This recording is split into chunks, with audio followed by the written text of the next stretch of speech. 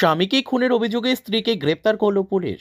স্ত্রী পরকীয়ায় লিপ্ত, এ কারণেই স্বামীকে খুন করেছে বলে মনে করছে পুলিশ। চাঞ্চল্যকর ঘটনাটি ঘটেছে মালদার ইংরেজ বাজারে। স্বামীকে খুনের কথা স্বীকার করেছে স্ত্রী। মালদা জেলার ইংরেজবাজার পৌরসভার 23 নম্বর ওয়ার্ডের নেতাজি কলোনি এলাকায় স্ত্রী ও শিশু কন্যাকে নিয়ে শ্বশুর বাড়িতে থাকতেন সঞ্জয় চৌহান। 22 বছরের ওই যুবক টোটো চালাতেন তার নিজের বাড়ি বালুরঘাটের কাদিরপুর বটতলা এলাকায়। সোমবার টোটো চালিয়ে বাড়ি ফেরার পথে কে বা কারা তাকে রাস্তায় ধরে বেধড়ক মারধর ও সারা শরীরে ধারালো অস্ত্র দিয়ে আঘাত করে বলে খবর রটে যায়। মঙ্গলবার তাকে মালদা মেডিকেল কলেজ হাসপাতালে নিয়ে এলে জরুরি বিভাগের চিকিৎসকরা সঞ্জয়কে মৃত বলে ঘোষণা করেন। এরপর অভিযোগের ভিত্তিতে তদন্তে নামে ইংরেজবাজার থানার পুলিশ। 24 ঘন্টার মধ্যেই পুলিশ খুনের কিনারা করে ফেলে।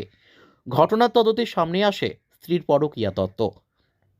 এরপরই গ্রেপ্তার করা হয় টোটো চালকের স্ত্রী প্রিয়াঙ্কা মণ্ডলকে। পুলিশের প্রাথমিক জেরায় স্বামীকে গলায় ফাঁস লাগিয়ে খুনের কথা স্বীকার করেছে প্রিয়াঙ্কা। আজ তাকে পুলিশি হেফাজতের আবেদন করে মালদা আদালতে পাঠানো হয়। মালদাটা কেন? অশান্তি করে প্রেম করছো অন্যজনের সঙ্গে? তোমার ভালোবাসা আছে?